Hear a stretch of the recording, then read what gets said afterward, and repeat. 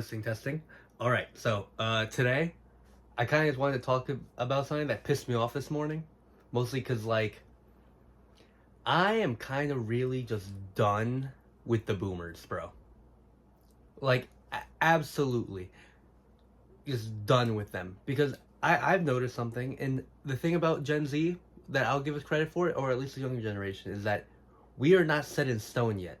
I personally believe most of the boomers, for the most part, are long gone. Like there's no saving them on their mentality. They still believe in this Reaganomics fantasy that has yet to trickle down to us in the last 50 years.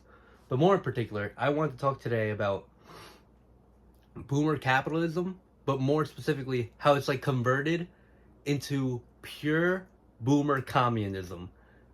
And I know there's articles about this, but in a basic sense, when you consider all the factors that are going on in our economy and where our tax dollars are used for primarily, our tax dollars are between mostly for Social Security, Medicaid and Medicare, and basically interest spending and then military spending. Those are our four main basics.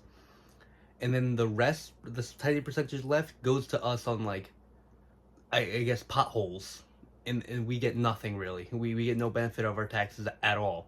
But those out of 2 of 4 of those things I just listed are basically entirely for boomers. Social Security is gonna become insolvent in 2034. I'm not gonna get that. I'm paying for something that I'm never gonna receive just to make sure that this certain group of people have a nice cushiony bed before they fucking die. But the thing that I want to get into right now is that they're pushing the envelope every time. They're pushing the envelope every single type of policy they make is just brain dead, because all boomers know how to do, or modern politicians even, because today the thing that pissed me off was Nancy Mace. Holy shit.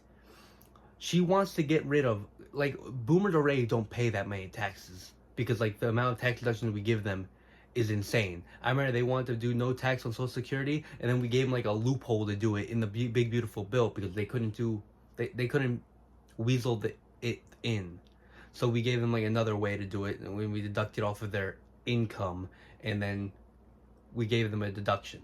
But what I want to get in today, Nancy Mace made a post saying, "Hey, we're gonna support the American consumer. Boat taxes, that is infringement of your basic human rights. Nobody should have to pay taxes on their boat." She wants to get rid of boat interest tax. Boat interest tax. First off, that already implies the person has enough money to take out a loan on a recreational vehicle. And I'm telling you this right now, that's not Gen Z. That's barely even millennials. They are eating avocado toast and can barely afford rent. I am living with my parents. I don't got money. I'm broke. So who is this for? And I think we all know who it's for. I don't really need to explain it. But, oh wow, who are the majority owner of boats? Oh my god, this is going to be so hard to figure it out. It's going to be grandpa and grandpa who take out their kids onto the lake yacht every summer down near Lake Tahoe or Lake Champ. It's those families that go out, that have their boats to take out with their grandkids. But that, then again, just goes to point out that this is not for us. This benefits no one. This benefits people that are on death's door. And the thing about it is that this is not just the only one. Because, the boat thing makes no fucking sense, Nancy. First off, you said that it's not a luxury to have a boat. And then inside your same post, it lists, recreational in the freaking post.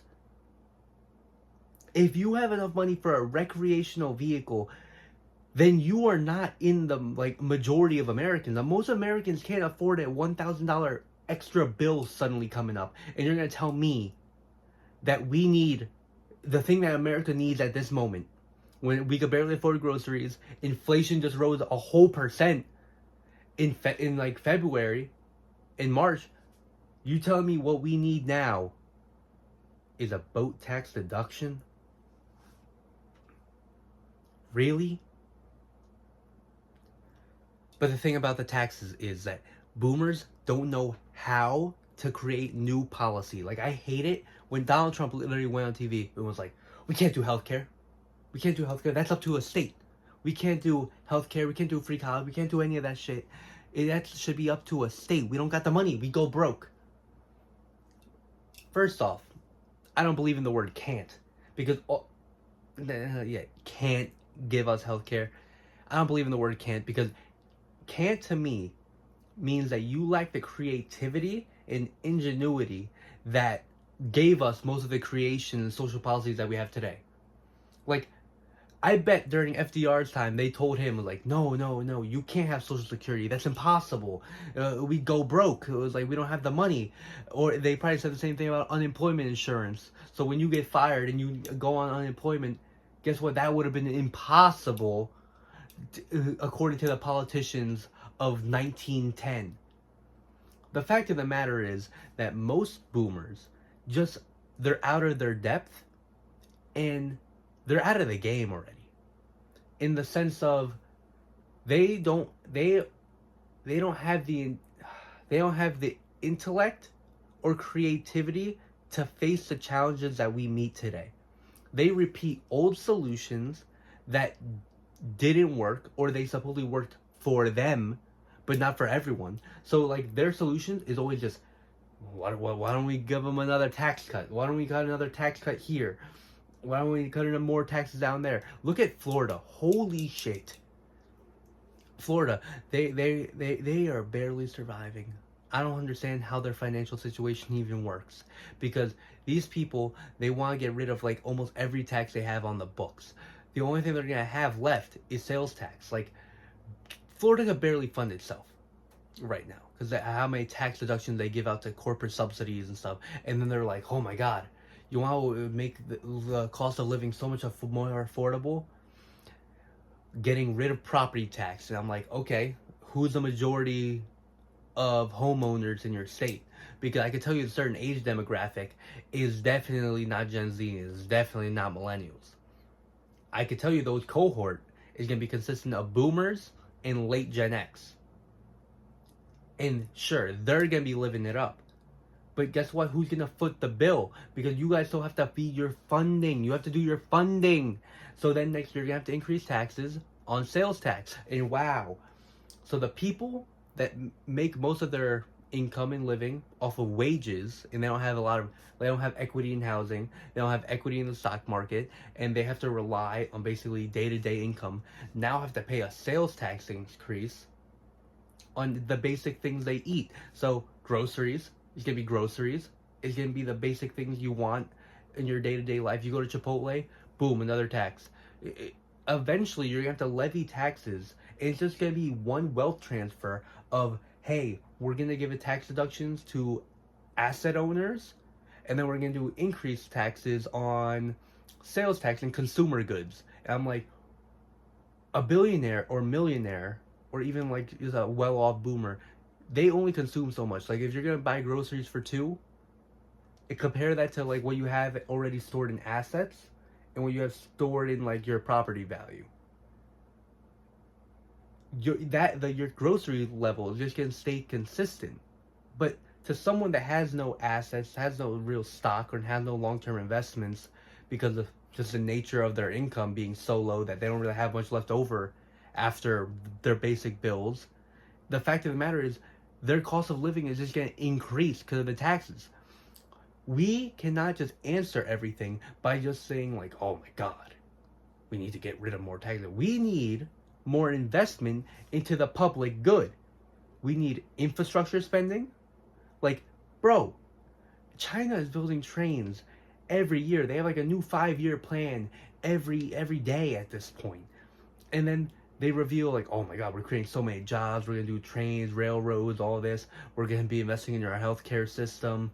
And it's like, Jesus Christ. 67% of every dollar I pay in taxes goes to boomers in the form of like money printing to keep up stock equities, because the Federal Reserve just does quantitative easing. So every time like we're in a deficit, meaning like the government is spending more than it takes in. So you know how they say like, oh, we're like $36 trillion in debt. Yeah. That's 36 trillion.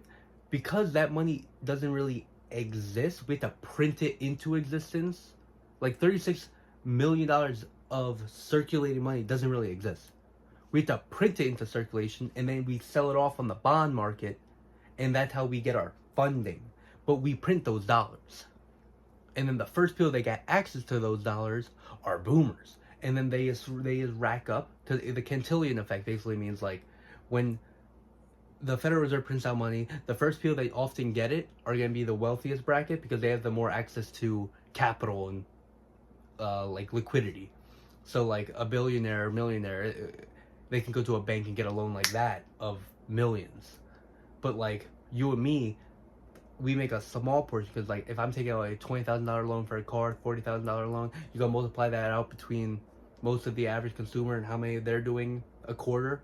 Compare that to the access liquidity that most investors are doing and most large scale enterprises are doing. They're doing it in the billions and millions. We don't have, like, all they're doing is just propping up their own wealth, and none of it's gonna trickle down to us. And the fact of the matter is, the only way that you could get this back to like an equal level or like some level of equity is through taxation in like estate taxes, and then redistributing that, what you take out of circulation, with more investment into public goods and public infrastructure. That's literally it. That's our only way out.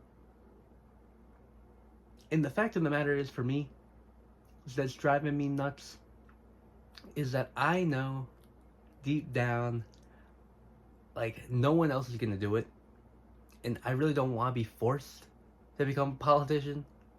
But it's like, fuck it, no one else is gonna rise to the challenge. I think I'm gonna be forced into that position eventually, because like, if you know the answer, you know the solution, then raise your hand, you know. And that's like my pet peeve about like people like Hassan and like a lot of the political streamers. Like, if you think you know the answers, then get involved, man. Like, you think you know? Get involved. Fucking be mayor, be fucking senator, and just do your YouTube on the side. You could do both at the same time. Matter of fact, I think they go hand in hand. Because imagine this, like, you're a senator, and then you're just doing like a live stream in the Senate building of you harassing other politicians about bad policy. Like, you could make so much editing clips of this, or vice versa, where it's like you have a good policy and you want to give it publicity. Boom, you have a channel already with millions of followers. So I guess that's what we're waiting for, you know. I hope I'll see you on the other side.